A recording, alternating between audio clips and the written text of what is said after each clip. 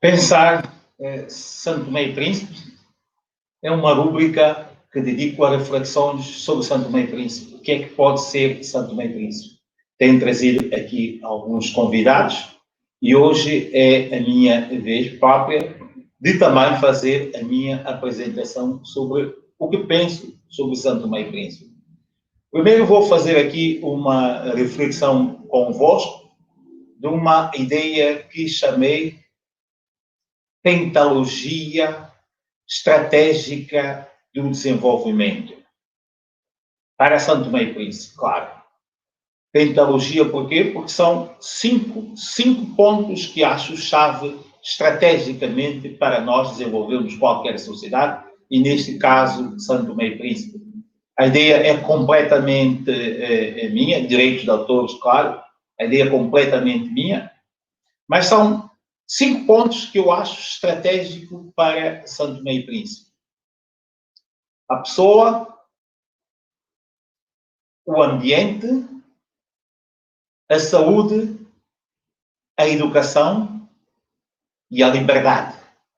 São esses 3 pontos que eu faço aqui a introdução para, na semana em que nós entrarmos no 45º aniversário da independência, fazer aqui esta abordagem a esses 3 pontos e continuar o seu desenvolvimento. Chamei, conforme disse, a pentalogia estratégica de desenvolvimento, neste caso, para Santo Tomé e Príncipe.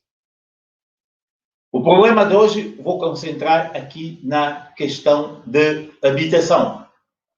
É um problema grave que qualquer sociedade enfrenta, ela deve lutar para resolver. E em Santo Tomé e Príncipe, nesses 45 anos, o meu entendimento é que nada se fez para resolver o problema da habitação. Por isso, a generalidade dos santomenses, também no meu entender, vivem como se nós estivéssemos a viver no início da história. Temos que ser honestos e começarmos a falar verdade para as pessoas. A generalidade de nós, vive como se estivéssemos a viver no início da pré-história. O problema da habitação é muito grave em Santo Tomé e Príncipe. Basta nós irmos para as roças, não precisamos distanciar muito, mesmo aí na zona de Riboque, em Santo Tomé e Príncipe, temos um primeiro cenário muito desagradável.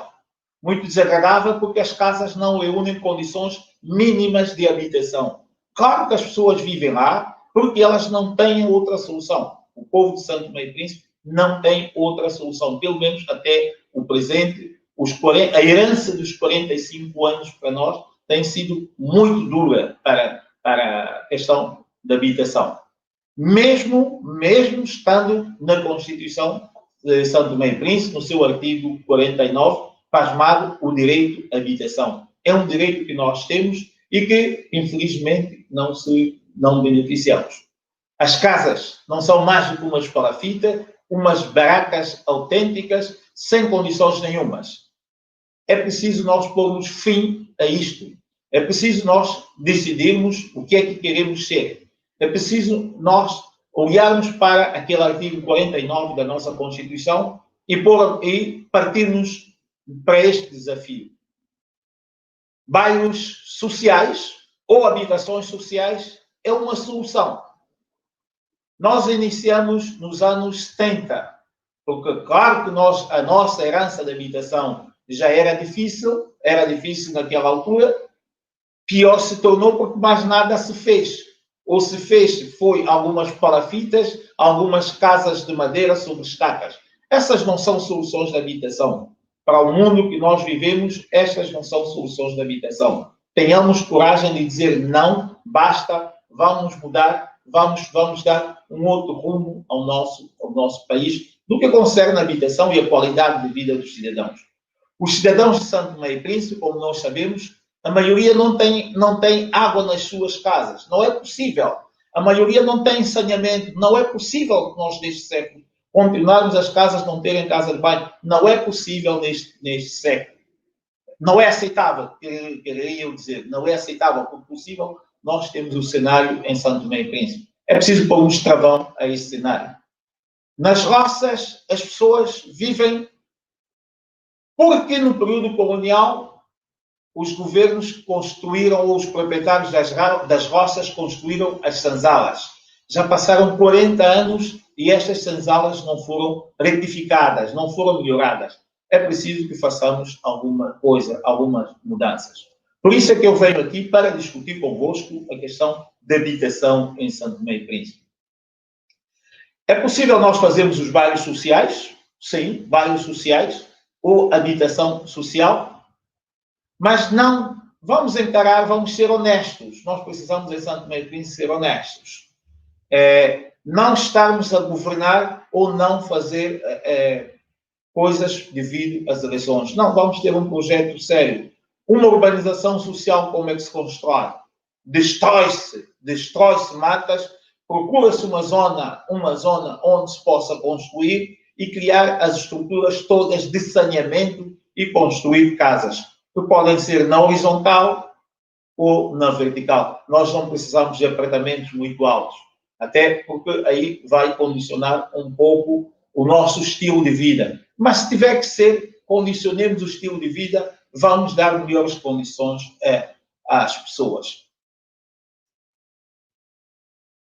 Os governos, ainda em 75, reparem que nós temos vindo a cometer erros sucessivamente no que se toca a, entre aspas, casas sociais. Porque, infelizmente, constrói-se com apoio de terceiros, depois os beneficiados, infelizmente, não são os que mais necessitam. Devia ser. E eu faço votos que no futuro venha a ser. Cometeu-se erros nos anos 75, com a cooperação cubana. Construiu-se alguns blocos. Construiu-se 2 blocos no Príncipe, 2 blocos, julgo também no Boque, mais 2 blocos algures. Vem a cooperação de Taiwan. Volta-se a construir 2 blocos no Príncipe, 2 blocos noutras zonas ou noutras câmaras municipais. Nova cooperação, volta-se a construir 2 blocos em cada zona. Não é esta a solução, meus caros amigos santomenses. A solução, teremos coragem. É preciso construir bairros sociais e fazer deslocar para lá as pessoas. Dou aqui um exemplo. Temos condições ou temos financiamento para construir um bairro social. Vamos fazê-lo, por exemplo, Guadalupe. Vai-se construir. Todo o investimento vai ser feito lá. Não vamos estar preocupados se não estamos a construir no Príncipe ou se não estamos a construir noutros distritos. Não. Façamos lá primeiro.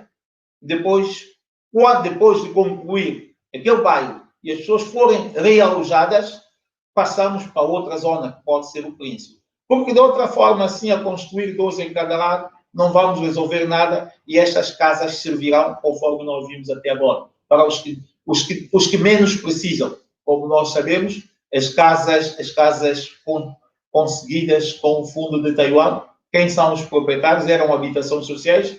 Quem são os proprietários? Os que menos precisam.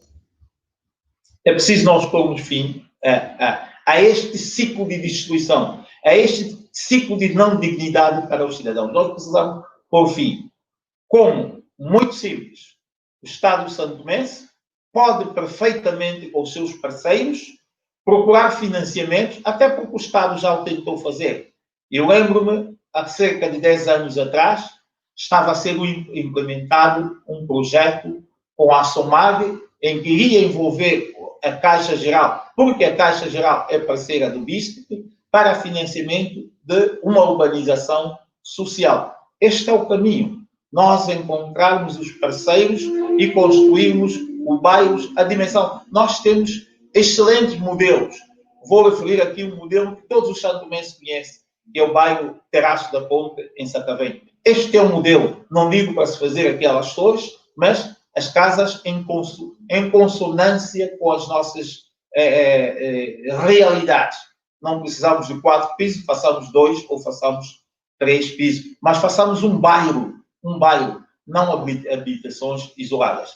O que é que se pode fazer depois? Estas habitações, uma vez construídas, uma vez que o Estado fez um empréstimo para as construir, o Estado passa a ser parceiro ou entrega ao Instituto Nacional de Habitação de Santo Tomé e Príncipe, que é preciso dar, de facto, uma dinâmica ao Instituto Nacional de Habitação de Santo Tomé e Príncipe, porque senão não está este Instituto, não faz sentido a sua existência.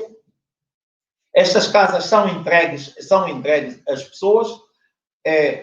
Duas condições podem ser: uma, elas poderem comprar, em que o Estado iria flexibilizar créditos para esses cidadãos e com obrigação de pagar, porque nós temos que criar em Santo Tomé e Príncipe o hábito de pagar dívidas. Não há este hábito. Por isso é que há bastantes devedores em Santo Tomé e Príncipe, de fundos do Estado, ou fundo que foram dados ao Estado e depois utilizados por outros fins. Por isso é que há bastante devedores. Não, aqui criamos as condições e as pessoas são obrigadas a pagar. Elas recebem uma casa digna. Digo, por exemplo, vamos destruir, dou aqui um exemplo, o bairro do Limão. Qual é o problema de nós desmantelarmos completamente este bairro? Ou parte parcialmente? É construirmos, a solução passa por construirmos os bairros sociais com condições dignas. Não vale a pena nós estarmos a entreter com latrinas, não vale a pena, isto não é, já tentamos, não vale a pena fazermos as palafitas de madeira e irmos fazer inauguração, não vale a pena. Já vimos esse cenário em várias situações do nosso país. Um outro aspecto que eu vou aqui falar, casas das roças, conforme eu estava a dizer, as casas das roças, elas devem ser reabilitadas para darem dignidade aos seus moradores. Nós não precisamos entregar aquelas casas aos estrangeiros, conforme está a acontecer ou aconteceu no Belo Monte do Príncipe. Acho um erro as autoridades estarem a retirar os bens de pessoas que fizeram lá a sua vida inteira e hoje vêm afastadas das suas zonas. Para quê? Para irem viver numas casas com menos condições do que aquelas onde elas estavam a viver. Aquelas casas das roças, acho que o Estado deveria arranjar um plano, um projeto de reabilitação, dotá-las de água canalizada, de casa de banho, para que aquelas pessoas pudessem ter dignidades mínimas do século XXI, sem nunca afastá-las das casas. É o erro, para mim, no meu entender, está-se a cometer no Príncipe, é onde este erro mais se verifica. Já tivemos a experiência de Belo Monte, que foi péssima, e há intenções de voltar a repetir essa experiência na Sudi. Não faz sentido. Qualquer estrangeiro ou qualquer investidor, as roças podem ser aproveitadas de facto para o turismo, sem nós termos que excluir os moradores.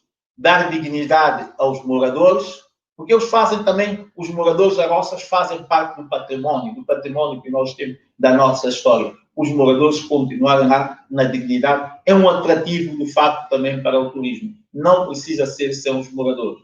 Claro que, como estão nas condições que os moradores estão a viver, não faz sentido nenhum. Agora, é preciso dar dignidade e condições aos moradores.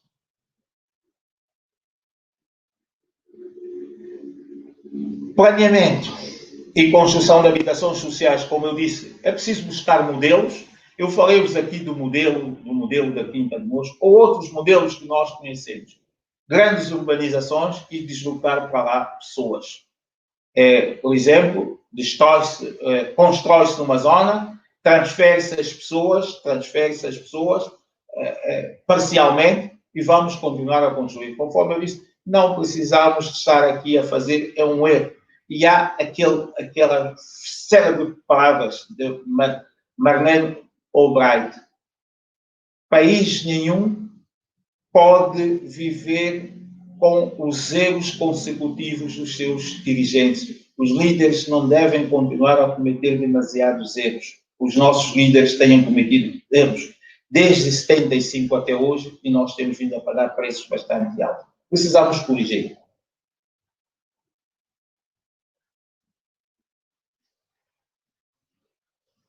Outra forma para nós resolvermos o problema da habitação.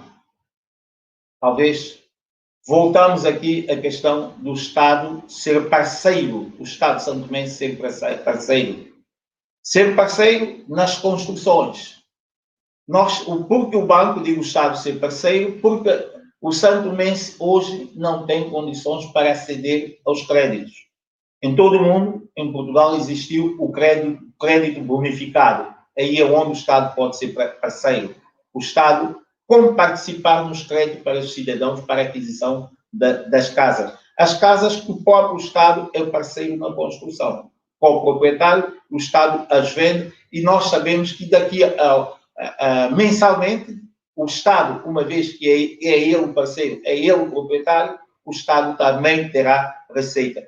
Claro, com o tempo, vão surgir empresários santomenses ou empresários de onde quer que venham, não é? Vão surgir empresários, porque é uma dinâmica própria, vão surgir empresários que vão retirar o Estado deste mercado, deste sufoco, vão surgir empresários e, nesta altura, tendo acesso aos créditos, refiro nós, a todos os cidadãos que estão no estrangeiro, inclusive, temos acesso ao crédito, podemos comprar uma casa dignamente, porque, volto a dizer, a Constituição refere a direito de habitação e as casas onde 90% de santomense vive, nós não podemos chamar casas. Eu uma vez tive uma conversa com um alto dirigente do país, que não vou referir o nome, eu falei da questão da habitação de Santo Tomé e Príncipe.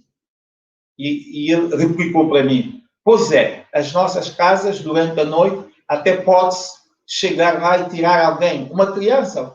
Há casas em Santo Tomé e Príncipe, meus caros amigos. O que estou a dizer-vos, todos nós conhecemos, é a realidade que todos nos conhecemos. Por isso é que eu não trago a imagem. Todos os santomenses conhecem. As casas em Santo Tomé e Príncipe, pode-se chegar durante a noite e tirar uma criança e sair sem que os pais deem conta. Porque muitas das casas são casas esburacadas. É verdade que culturalmente nós temos o hábito de nunca deitar abaixo e reconstruir. Nós precisamos ganhar este hábito. Em Santo Tomé e Príncipe, muitas das casas estão a cair, têm uma inclinação. O que é que os proprietários fazem? Mais um pilarzinho ou mais uma estaca e aguenta para o lado esquerdo, depois inclina para o lado direito, mais uma estaca do lado direito. Esta não é a solução. Mas só é possível nós abandonarmos esta forma quando o nosso governo, alguma vez, decidir dar dignidade aos seus cidadãos. Basicamente, é este o desafio que eu vos trago aqui. Irei abordar essa questão de uma forma mais alargada no meu conceito Pentalogia Estratégica do Desenvolvimento de Santo Tomé e Príncipe. Irei focalizar muito na questão das pessoas, dar dignidade às pessoas. O primeiro ponto para a dignidade das pessoas é uma habitação condigna.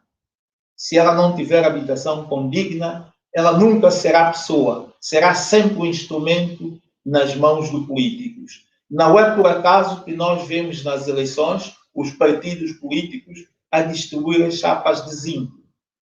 Porque aqueles moradores precisam para não morrer, precisam de cobertar as casas. E uma chapa de zinco é muito significativa. Não é por acaso. São os moradores, os habitantes dos santomenses, também são instrumentos dos partidos políticos, porque não têm uma habitação condigna. Por isso, acho que a luta por uma habitação condigna para todos os santomenses é estratégia, é o caminho para nós sairmos. E reparem, não venhamos aqui com dizer que as nossas tradições são estas, são aquelas que justificam, porque cada um tem o quintal, tem que ser casa.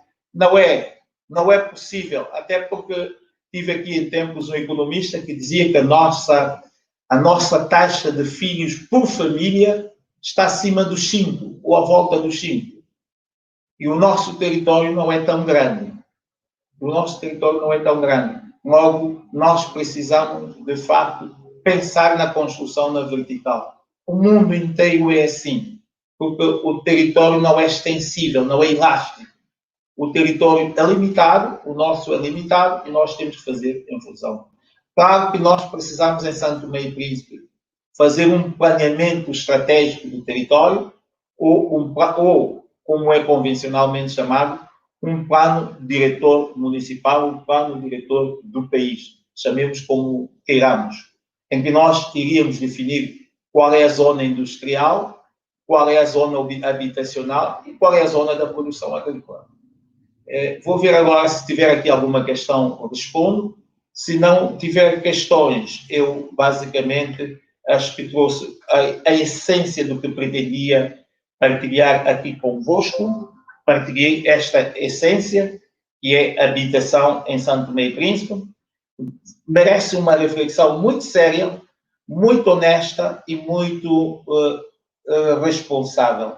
Desculpa, eu estou aqui a ver se tem aqui alguma questão para pôr. Se houve aqui alguma questão, penso que não houve questões. Não havendo questões, deixo a minha reflexão, esta, a todos aqui, certos que para a semana começarei a tratar os assuntos relacionados com a pentalogia estratégica de desenvolvimento de São Tomé e Príncipe. 5 pontos que acho estratégicos para o desenvolvimento de São Tomé e Príncipe. Não encontro, podem dizer-me que é vaidade, não encontro outra solução. Se nós não formos por este caminho, não vamos a parte nenhuma, vamos estar a entreter as pessoas, daqui a mais 45 anos estaremos com os mesmos problemas, a discutir os mesmos assuntos. Nós precisamos partir para a coisa séria. Coisa séria é falar e pensar nas pessoas, falar e pensar na saúde, falar e pensar no ambiente, falar e pensar na educação e, por último, a liberdade que nós conquistamos em 12 de julho de 1975. Um bem-aja a todos e até a próxima.